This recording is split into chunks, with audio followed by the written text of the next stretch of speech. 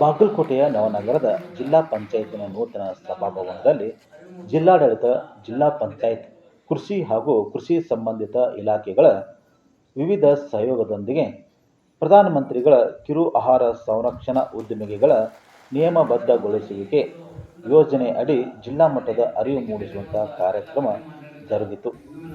ಸಮಾರಂಭವನ್ನು ರಾಜ್ಯಸಭಾ ಸದಸ್ಯರಾಗಿರುವಂಥ ನಾರಾಯಣ್ ಸಾಬ್ ಭಾಂಡ್ಗೆ ಜ್ಯೋತಿ ಬೆಳಗಿಸುವ ಮೂಲಕ ಚಾಲನೆ ನೀಡಿದರು. ಈ ಸಂದರ್ಭದಲ್ಲಿ ಮಾತನಾಡಿದ ಅವರು, ರೈತರಿಗೆ ಸರ್ಕಾರದ ಯೋಜನೆಗಳ ಮಾಹಿತಿ, ಮಾರುಕಟ್ಟೆಯ ಹಾಗೂ ಆಹಾರ ಸಂರಕ್ಷಣೆ ಉದ್ಯಮಗಳ ಜ್ಞಾನ ದೊರೆತಾಗ ಮಾತ್ರ ಆರ್ಥಿಕವಾಗಿ ಸದೃಢವಾಗಲು ಸಾಧ್ಯವಾಗುತ್ತದೆ ಎಂದು ತಿಳಿಸಿದರು. ಸಮಾರಂಭದ ಅಧ್ಯಕ್ಷತೆ ವಹಿಸಿದ್ದ ಶಾಸಕ ಹಾಗೂ ಬಿಟಿಎ ಅಧ್ಯಕ್ಷರಾಗಿರುವಂಥ ಎಚ್.ವೈ. ಮೇಟಿ ಅವರು ಕಿರು ಆಹಾರ ಮಾರಾಟಕ್ಕಾಗಿ ರೂಪಿಸಲಾದ ಚಾಲುಕ್ಯ ನಾಡು ವೆಬ್ಸೈಟ್ ಬಿಡುಗಡೆಗೊಳಿಸಿ ಮಾತನಾಡಿದರು. ಈ ಸಂದರ್ಭದಲ್ಲಿ ಜಿಲ್ಲಾ ಪಂಚಾಯತ್ನ ಮುಖ್ಯ ಕಾರ್ಯನಿರ್ವಾಹಕ ಅಧಿಕಾರಿಯಾಗಿರುವಂಥ ಶಶಿಧರ್ ಕುರೇರ್ ಮಾತನಾಡಿ, ನೀರು ಹಾಗೂ ಭೂಮಿ ಕೃಷಿಗೆ ಅನುಕೂಲವಾಗಿದೆ. ತಂತ್ರಜ್ಞಾನ ಬಳಸಿ ಹೆಚ್ಚು ಆಹಾರ ಉತ್ಪಾದನೆ ಮಾಡಿ ಇತರ ಜಿಲ್ಲೆ ಮತ್ತು ರಾಜ್ಯಗಳಿಗೆ ರಫ್ತು ಮಾಡಬೇಕಾಗುತ್ತದೆ. ಇದರಿಂದ ರೈತರು ಆರ್ಥಿಕವಾಗಿ ಸದೃಢರಾಗಲು ಸಾಧ್ಯವಾಗುತ್ತದೆ ಎಂದು ತಿಳಿಸಿದರು. ಈ ಸಂದರ್ಭದಲ್ಲಿ ಜಿಲ್ಲಾಧಿಕಾರಿ ಸಂಗಪ್ಪ, ನಗರಸಭೆ ಅಧ್ಯಕ್ಷರಾಗಿರುವಂಥ ಸವಿತಾ ಲಂಕನ್ನವರ್, ಜಿಲ್ಲಾ ಕೃಷಿಕ ಸಂಬಂಧದ ಅಧ್ಯಕ್ಷ ಮಹಂತೇಶ್ ಹಟ್ಟಿ, ಬೆಂಗಳೂರಿನ ಕೆಪೆಕ್ ವ್ಯವಸ್ಥಾಪಕರಾಗಿರುವಂಥ ಸಿ.ಎನ್. ಶಿವಪ್ರಕಾಶ್, ಕೃಷಿ ವಿಜ್ಞಾನ ಕೇಂದ್ರ ಮುಖ್ಯಸ್ಥ ಗುರುದತ್ ಹೆಗಡೆ, ರೇಷ್ಮೆ ಇಲಾಖೆ ಉಪನಿರ್ದೇಶಕರಾಗಿರುವಂಥ ಎಸ್.ಎಂ. ಕೋರಿ, ಜಂಟಿ ನಿರ್ದೇಶಕರಾಗಿರುವಂಥ ಲಕ್ಷ್ಮಣ್ ಕಳ್ಳನ್ನವರ್ ಸೇರಿದಂತೆ ಇತರರು ಉಪಸ್ಥಿತರಿದ್ದರು. ಇವತ್ತು ರೈತರು ಆತ್ಮಹತ್ಯೆ ಮಾಡ್ಕೊತಾರೆ. ಯಾಕೆ ಆತ್ಮಹತ್ಯೆ ಮಾಡ್ಕೊತಾರೆ? ರೈತರು ಸಾಲಗಾರ ಆಗ್ತಾರೆ. ಯಾಕೆ ಸಾಲಗಾರ ಆಗ್ತಾರೆ? ಏನು ರೈತ ಸಾಲಗಾರ ಆಗಿ ಬ್ಯಾಂಕ್ನಿಂದ ದುಡ್ಡು ತಗೊಂಡು ಬಂದು ತನ್ನ ಮಗಳ ಲಗ್ನ ಮಾಡೋದಲ್ಲ, ಅಥವಾ ಮಕ್ಕಳಿಗೆ ಇಂಜಿನಿಯರ್, ಡಾಕ್ಟರ್ ಮಾಡೋದಿಲ್ಲ, ಹೊಲದಲ್ಲಿ ತೊಂದರೆ. ಕೆಲವೊಂದು ತಪ್ಪು ತಿಳುವಳಿಕೆಯಿಂದ ಇವತ್ತು ರೈತ ಸಾಲಗಾರ ಆಗ್ತಾನೆ. ರೈತರಿಗೆ ಸರಿಯಾಗಿ ತಿಳುವಳಿಕೆ ಕೊಟ್ಟರೆ ರೈತ ಸಾಲಗಾರ ಆಗುವುದಿಲ್ಲ, ಸರ್ಕಾರಕ್ಕೆ ಸಾಲ ಕೊಡ್ತಕ್ಕಂತ ಪರಿಸ್ಥಿತಿಯನ್ನು ನಿರ್ಮಾಣ ಮಾಡಬಹುದು. ಸರ್ಕಾರಕ್ಕೆ ರೈತ ಸಾಲ ಕೊಡಬಹುದು.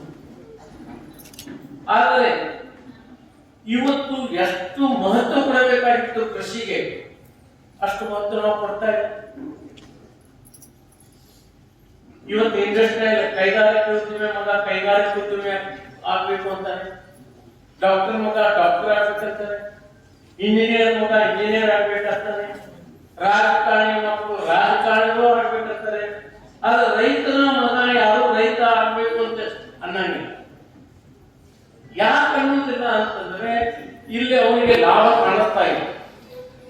ನಿಜವಾಗಿಯೂ ತಿಳುವಳಿಕೆ ಬಂದು ಅರಿವು ಮೂಡಿಸಿಕೊಂಡು ರೈತನಿಗೆ ಅವನಿಗೆ ನಾವು ಸಹಾಯ ಮಾಡಿಕೊಟ್ಟಾಗ ರೈತ ಇವತ್ತು ದೈಹಿಕ ಸಮಾಜದಲ್ಲಿ ಬಾಳತಕ್ಕಂಥ ಪರಿಸ್ಥಿತಿ ನಿರ್ಮಾಣ ಆಗ್ತದೆ. ಇವತ್ತಿನ ಈ ಕಾರ್ಯಕ್ರಮ ನಿಜಕ್ಕೂ ಬಹಳ ವಿಶಿಷ್ಟ ಪೂರ್ಣವಾದಂತಹ ಕಾರ್ಯಕ್ರಮ. ಸೊ ನನ್ನ ಹಂತದಲ್ಲಿ ಜಿಲ್ಲಾ ಪಂಚಾಯತ್ ಸಿ ಅವರು ಬ್ಯಾಂಕರ್ಸ್ ಮೀಟಿಂಗ್ ನಾವು ಮಾಡ್ತೀವಿ. ಆ ಬ್ಯಾಂಕರ್ಸ್ ಎಲ್ಲ ಕರೆಸಿ ನಾವು ರಿವ್ಯೂ ಮಾಡ್ತೀವಿ.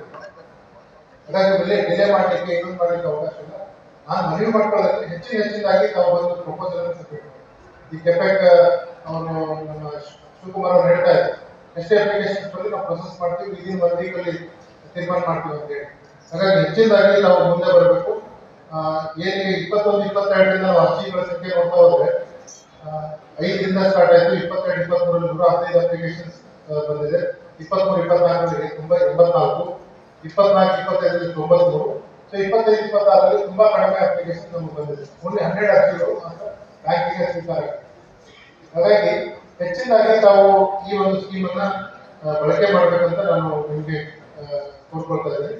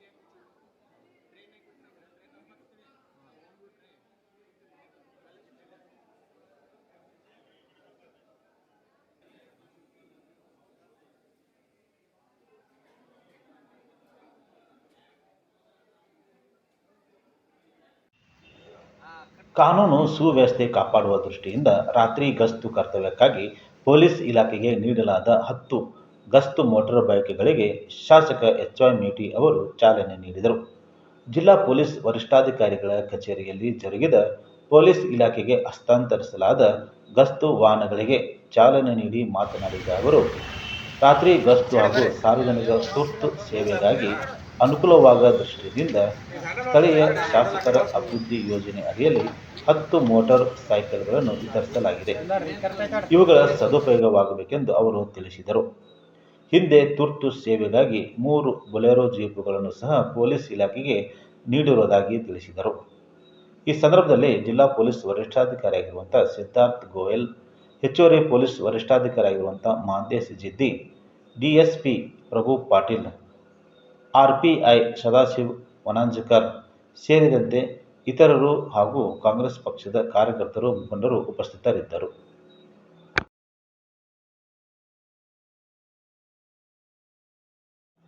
ಬಾಗಲಕೋಟೆಯ ನಗರಸಭೆ ಕಚೇರಿಯಲ್ಲಿ ಸಿಬ್ಬಂದಿಯ ಬ್ಯಾಗ್ ಕದ್ದ ಕಳ್ಳನ ಕೈಚಳಕವನ್ನು ಸಿಸಿಟಿವಿಯಲ್ಲಿ ದೃಶ್ಯ ಸೆರೆ ಹಿಡಿಯಲಾಗಿದೆ. ಆಗಸ್ಟ್ 28ರಂದು ನಡೆದಿರುವಂತಹ ಈ ಘಟನೆ ವಿಡಿಯೋ ವೈರಲ್ ಆಗಿದೆ. ಬೆಳಗ್ಗೆ 11 ಗಂಟೆ ಸಂದರ್ಭದಲ್ಲಿ ಗಣೇಶೋತ್ಸವ ಹಿನ್ನೆಲೆ ಸತ್ಯನಾರಾಯಣ ಪೂಜೆ ಭಾಗಿಯಾಗಿದ್ದ ನಗರಸಭೆ ಸಿಬ್ಬಂದಿಗಳು ಈ ಸಂದರ್ಭದಲ್ಲಿ ವ್ಯಕ್ತಿಯೋರ್ವ ಕಳ್ಳತನ ಮಾಡಲಿಕ್ಕೆ ಬಂದಿದ್ದಾನೆ. ಟೇಬಲ್ ಮೇಲಿನ ಬ್ಯಾಗ್ ಕದ್ದು ಜಾಕೆಟ್ನಲ್ಲಿ ಮುಚ್ಚಿಕೊಳ್ಳುವ ಹೋಗುವಂಥ ದೃಶ್ಯ ವೈರಲ್ ಆಗಿದೆ. ಬ್ಯಾಗ್ನಲ್ಲಿ ಬೆಳ್ಳಿಯ ಚೈನ್, ದುಡ್ಡು, ದಾಖಲೆಗಳು ಸೇರಿದಂತೆ ಇತರ ವಸ್ತುಗಳು ಇದ್ದು ಎಂಬುದು ಮಾಹಿತಿ ತಿಳಿದು ಬಂದಿದೆ. ಕದ್ದಿರುವ ವ್ಯಕ್ತಿ ಯಾರು ಎಂಬುದು ಸದ್ಯಕ್ಕೆ ತಿಳಿದು ಬಂದಿಲ್ಲ.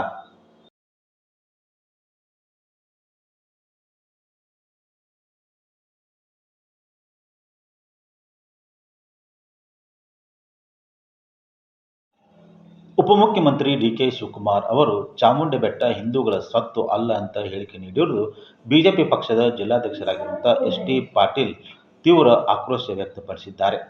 ಅವರು ನವನಗರದ ಪತ್ರಿಕಾ ಭವನದಲ್ಲಿ ಮಾಧ್ಯಮ ಪ್ರತಿನಿಧಿಗಳೊಂದಿಗೆ ಮಾತನಾಡುತ್ತಾ, ಚಾಮುಂಡಿ ಬೆಟ್ಟವನ್ನು ಹಿಂದೂ ಧರ್ಮದಿಂದ ಬೇರ್ಪಡಿಸಿ ವಕಫ್ ಆಸ್ತಿಯನ್ನಾಗಿ ಘೋಷಿಸಲು ಡಿಕೆಶಿಯವರು ಯತ್ನಿಸುತ್ತಿದ್ದಾರಾ ಎಂದು ಪ್ರಶ್ನೆ ಮಾಡಿದರು.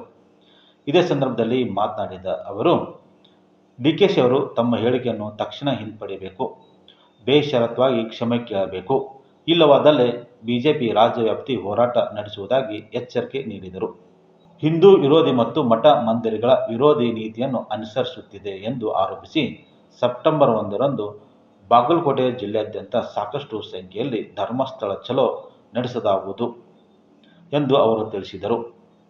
ಈ ಸಂದರ್ಭದಲ್ಲಿ ಬಿಜೆಪಿ ಮುಖಂಡರಾದ ಸತ್ಯನಾರಾಯಣ ಹೇಮಾದ್ರಿ, ರಾಜು ನಾಯ್ಕರ್, ಶಿವಾನಂದ್ ಸಿರ್ಪುರ್ ಸೇರಿದಂತೆ ಇತರರು ಉಪಸ್ಥಿತರಿದ್ದರು. ಚಾಮುಂಡಿ ಕ್ಷೇತ್ರ ಅದು ಹಿಂದೂಗಳ ಸ್ವತ್ತಲ್ಲ ಅಂತಕ್ಕಂಥ ಮಾತನ್ನ ಹೇಳಿದ್ದಾರೆ. ಯಾವಾಗ ಯಾವ ರೀತಿ ಹೇಳ್ತಾರೋ ಏನೋ, ಯಾರನ್ನು ಮೆಚ್ಚಿಸ್ಲಿಕ್ಕೆ ಈ ರೀತಿ ಮಾತಾಡ್ತಾ ಇದ್ದಾರೋ ಅಂತಕ್ಕಂಥದ್ದು ನಮಗೆ ತಿಳಿತಾ ಇಲ್ಲ. ಅದು ಹಿಂದೂಗಳ ಸ್ವತ್ತಲ್ಲ ಅಂತಂದ್ರೆ ಯಾರು ಸ್ವತ್ತು ಅಂತಕ್ಕಂಥದ್ದನ್ನ ಡಿ.ಕೆ. ಶಿವಕುಮಾರ್ ಅವರು ಹೇಳಬೇಕಾಗಿತ್ತು. ಅದು ಬಿಟ್ಟು ಹಿಂದೂಗಳ ಭಾವನೆಗಳಿಗೆ ಧಕ್ಕೆಯನ್ನ ತರ್ತಕ್ಕಂಥದ್ದು, ಅವರ ಮನಸ್ಸಿಗೆ ಘಾಸಿಗೊಳಿಸ್ತಕ್ಕಂಥ ಕೆಲಸವನ್ನ ಡಿ.ಕೆ. ಶಿವಕುಮಾರ್ ಅವರು ಮಾಡ್ತಾ ಇರತಕ್ಕಂಥದ್ದನ್ನ ನಾವು ಬಲವಾಗಿ ಖಂಡಿಸ್ತಾ ಇದ್ದೀವಿ ಅಂತಕ್ಕಂಥದ್ದು. ಅವ್ರ ಮೊನ್ನೆ ಸದನದೊಳಗ ಮಾತನಾಡ್ತಕ್ಕ ಸಂದರ್ಭದೊಳಗ ನಮ್ಮ ಸಂಘದ ಗೀತೆಯನ್ನ ಅಲ್ಲಿ ಉಲ್ಲೇಖ ಮಾಡಿದ್ರು. ಅದಕ್ಕೆ ಇಡೀ ಕಾಂಗ್ರೆಸ್ ಪಕ್ಷ ಅವ್ರ ಮೇಲೆ ಟೀಕೆಯನ್ನ ಪ್ರಾರಂಭ ಮಾಡಿತು. ಕೊನೆಗೆ ತಾವೇ ಕ್ಷಮೆಯನ್ನು ಕೇಳಿದ್ರು. ಬಂಡೆ ಅನಿಸ್ಕೊಂಡವ್ರು ಅಲ್ಲಿ ಸ್ಪಂಜ್ ಆಗಿಬಿಟ್ರು. ಅವ್ರ ಕೈಯಾಗ ಹಿಚ್ಕಿದ ತಕ್ಷಣ ಹ್ಯಾಂಗ್ ಹಿಚ್ಕ್ತಾರ ಹಂಗ ಮುದುಡಿಯಾಗಿ ಹೋಗ್ಬಿಟ್ರು. ಇವತ್ತ ಆ ಸೋನಿಯಾ ಗಾಂಧಿ ಅವ್ರನ್ನ, ರಾಹುಲ್ ಗಾಂಧಿ ಅವ್ರನ್ನ ಮೆಚ್ಚಿಸ್ಲಿಕ್ಕೆ ಮತ್ತೆ ನಮ್ಮ ಹಿಂದೂ ಧಾರ್ಮಿಕ ಕೇಂದ್ರದ ಮೇಲೆ ಇವರು ಟೀಕೆಯನ್ನ ಮಾಡ್ತಕ್ಕಂಥದ್ದು, ಅವಹೇಳನ ಮಾಡ್ತಕ್ಕಂಥ ಕೆಲಸವನ್ನ ಡಿ.ಕೆ. ಶಿವಕುಮಾರ್ ಅವ್ರು ಮಾಡ್ತಾ ಇದ್ದಾರೆ. ಇದನ್ನ ನಾವು ಬಲವಾಗಿ ಖಂಡಿಸುವುದಷ್ಟೇ ಅಲ್ಲ, ಈ ನಾಡಿನ ಜನರ ಕ್ಷಮೆಯನ್ನ ಕೇಳಬೇಕು ಅಂತಕ್ಕಂಥ ಆಗ್ರಹವನ್ನ ಮಾನ್ಯ ಡಿ.ಕೆ. ಶಿವಕುಮಾರ್ ಅವ್ರ ಹತ್ರ ನಾನು ಕೇಳಲಿಕ್ಕೆ ಬಯಸ್ತಾ ಇದ್ದೀನಿ. ಒಬ್ಬ ಬುಡೆ ಹಿಡ್ಕೊಂಡು ಬಂದ ಅಂದ ತಕ್ಷಣ ಆ ಬುಡೆ ಎಲ್ಲಿಂದ ಬಂತು ಏನು ಅಂತಕ್ಕಂಥದ್ದನ್ನ ತನಿಖೆ ಮಾಡಿಸ್ಬೇಕಾಗಿತ್ತು ಇವರು. ಅದನ್ನ ಬಿಟ್ಟು ಈ ರೀತಿ ಏಕಾಏಕಿ ಆ ಧಾರ್ಮಿಕ ಕೇಂದ್ರದ ಮೇಲೆ ತನಿಖೆಯನ್ನು ಮಾಡ್ತಕ್ಕಂಥ ನೆಪವನ್ನು ಒಡ್ಡೆ ಅಪಚಾರವನ್ನು ಮಾಡಬಾರ್ದಾಗಿತ್ತು ಅಂತಕ್ಕಂಥದ್ದನ್ನ ಹೇಳ್ತಾರೆ.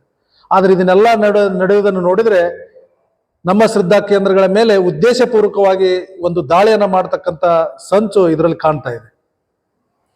ಆದ್ರಿಂದ ಇವತ್ತು ನಮ್ಮ ಭಾರತೀಯ ಜನತಾ ಪಕ್ಷದ ಕರ್ನಾಟಕ ಘಟಕ ನಮ್ಮ ರಾಜ್ಯ ಅಧ್ಯಕ್ಷರಾಗಿರ್ತಕ್ಕಂಥ BY ವಿಜೇಂದ್ರ ಅವರು ಈ ಸರ್ಕಾರದ ನಡೆಯನ್ನ ಖಂಡಿಸಿ ಶ್ರೀ ಕ್ಷೇತ್ರಕ್ಕೆ ಬೆಂಬಲವನ್ನು ಸೂಚಿಸಿ ಇದೇ 1ನೇ ತಾರೀಕು ಬರುವ 1ನೇ ತಾರೀಕು ಸೋಮವಾರ ದಿನ ಸೆಪ್ಟೆಂಬರ್ 1ರಂದು ಸೋಮವಾರ ದಿನ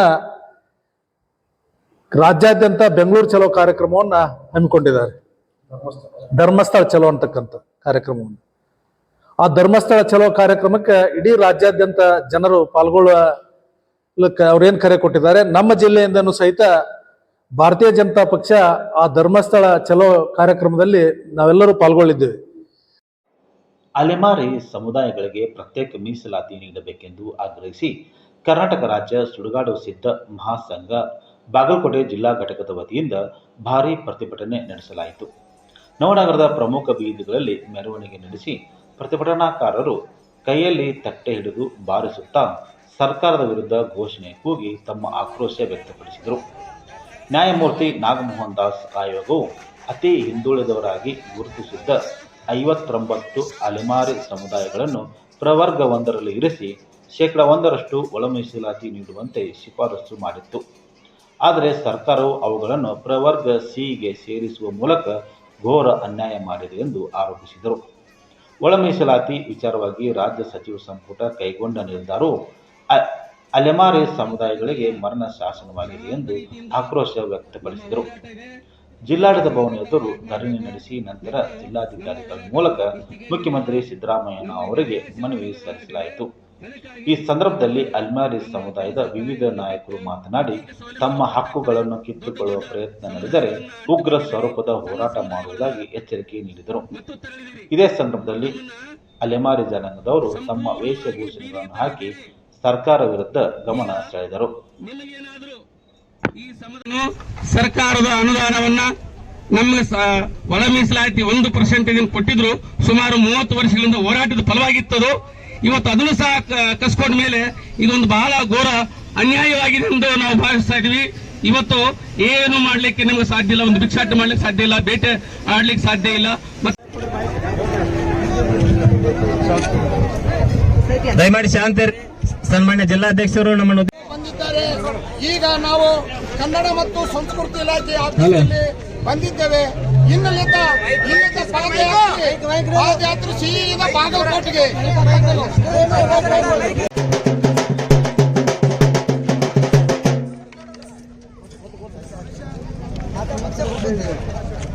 ಇಲಕಲ್ಲ ತಂಡ ಮುಟ್ಟಬೇಕಲ್ಲ.